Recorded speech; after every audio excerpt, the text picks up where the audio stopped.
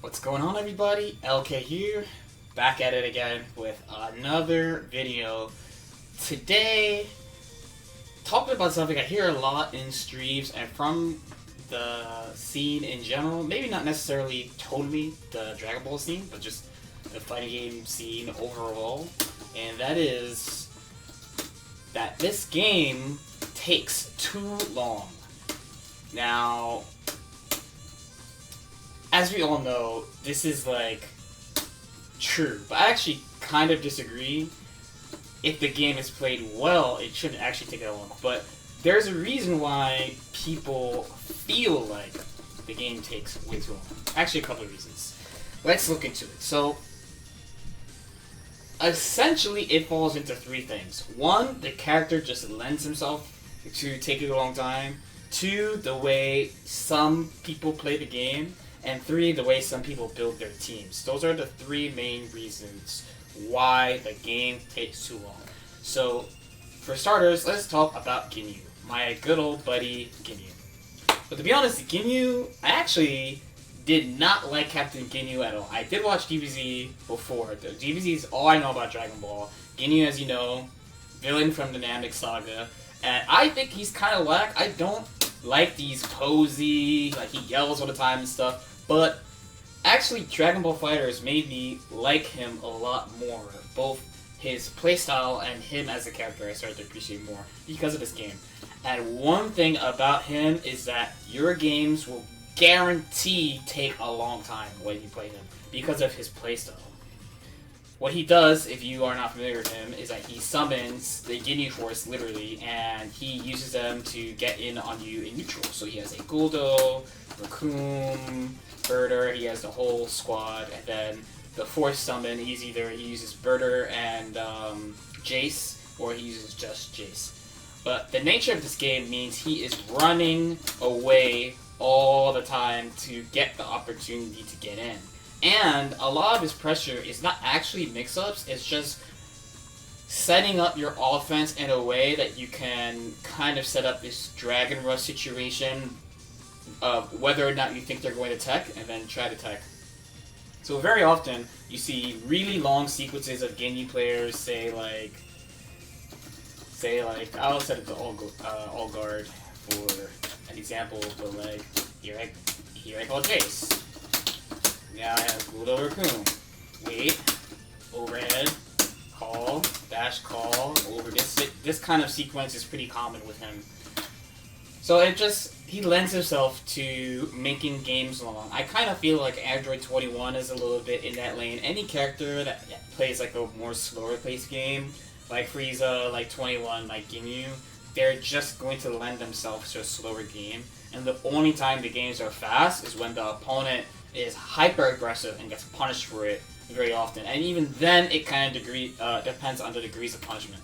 So like, let's say Ginyu and my impression of Frieza, in their case, like if they hit Super Dash or 2 HP screen, they actually don't get that much reward, as opposed to like a 21 who you explode if you get hit by 2H. Now, number two is going to talk a little bit more, it's how people play the game, how some people play the game. So, you don't see this too much at high level, like international play, like World Tour, like really deep tournaments, stuff like that. So, the way some people, just like the skill level, maybe like mid to mid-high skill level, where people just play, honestly, really passively, and it makes sense. They take advantage of, especially how this game has the super jump float movement, so they kind of take advantage of this, sit here, wait, they don't really do anything, and then when you get close, they act. So, if two people who play this way play each other, nothing is honestly going to happen. They're just going to sit, wait. Eventually somebody's going to get impatient and try to do something. But if not, the game either turns to this, or another common style of movement I see a lot at like mid or mid-high level is that they back the screen up a lot like this. So doing this, and I'll set the computer to do it. So when you do this, A couple things. First of all, of course, it's the same type of passive movement. You're keeping the screen like full screen so you can react to stuff. But also, when the opponent moves towards you, you're moving the screen back. So this is like another, if you remember a previous video, this is actually a super dash countermeasure because you're moving the screen backwards, so you're giving yourself more time. But again, if two people are both doing this, then nothing is really going on, and they're just waiting for each other to do something. So the last thing is kind of about how people build their teams. I think this is more like for, I would say, the US especially. I'm not really an expert on the EU scene really, and as far as the Japanese scene, we could talk about like what they tend to do with their team building in general. By the way, in general, as a side note. But so if we go back to the character select screen, so the US has gone through a bunch of things as far as team building, but one thing that I would say about tournaments in general is that for the most part, you could definitely count on six to like 9 characters being played currently, and probably the core 6 would be GT, Bardock, Yamcha, Adult Gohan, SSJ Vegeta, SSJ Goku, those 6. You might see other characters like Piccolo exists, Team Gohan exists now, and you have a couple of like other uncommon characters like Hit appears every now and then, Gotenks appears every now and then, Vegito appears every now and then. Oh, I forgot Kid Buu. Kid Buu's in this group. I didn't say so. Okay, Kid Buu's definitely in the group of characters that are played very often in both regions. Right? So what ended up happening in our region specifically, though, is that when the game came out, no one knew how to build teams, rightfully so. And one thing that I still feel is a pretty commonly held thing is that people really care about mix, which you should, because that's how you hit people, but they care too much. So they build teams like, let's say, the team I played for Summit last year. So the team I played for Summit last year, this is one of the best examples of this. This team is a team that people would unquestionably say was a good team last, like, June, like, right before EVO. But I remember being, like, feeling really conflicted. I was like, am I bad? Like, aren't these 3 characters all top tier? Like, why do I feel, it's, like, so inconsistent? This team was built to mix you. But the issue was, I couldn't win neutral. My whole neutral relied, and I'll actually show you the kind of stuff I did, as opposed to, let's say, my whole team concept relied on me getting in somehow. There wasn't an actual build of neutral for the team. I kind of just got in somehow, and then once I got in, it was mix city, like mix.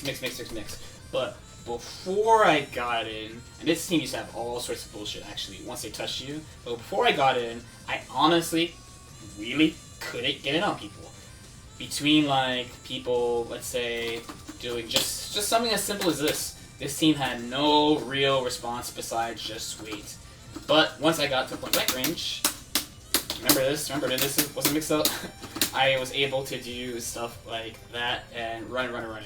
So in the US, people build mix heavy teams, but their neutral suffers, so they rely on the movement that I described in a little bit earlier about how they rely on super jump float and just wait, because they can't even do anything to get in on you in the first place. They can't do anything because maybe the character has good neutral. Like, we can all agree that Kid Buu has, if not top tier neutral, then very close to top tier neutral.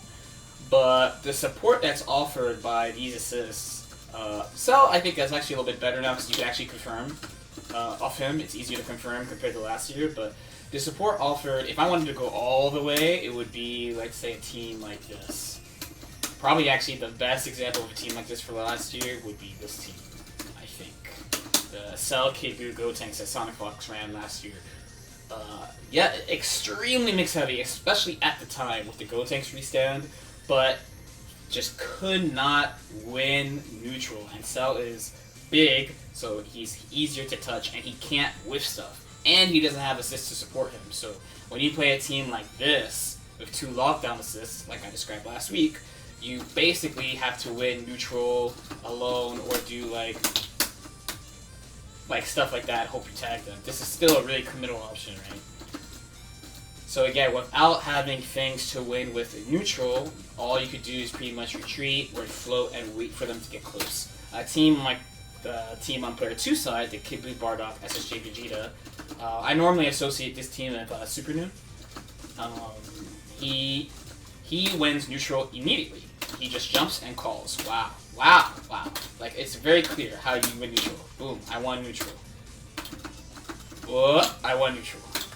Very low commit, very strong neutral. Very, very strong neutral. Why is it low commit? He usually doesn't have to press buttons. He can just move to a spot, call Vegeta, wait and see what you do, move on. So, for anyone who, for some reason, skipped to the end, basically, the reason why I think the game takes a long time in general, I actually don't think at high level it takes too long that much, unless people are like really evenly matched or just the defense is really strong. Essentially, it falls into either the character, it's the outright character, like a character like Ginyu or Frieza or maybe 21, depending on how the match goes. 2, it's the playstyle, and it's a pretty common playstyle in like the mid-level range of sitting here waiting like this, relying on this DI, or retreating a lot. And lastly, it could be literally the team that people have built such an offense-heavy team that they have no way to win neutral, so they have to move like this and wait, and the game takes a long time. So let me know if you have any comments or questions. Let me know what you think about this. Like and subscribe if you feel like it, and I'll see you again next time. Thanks for watching.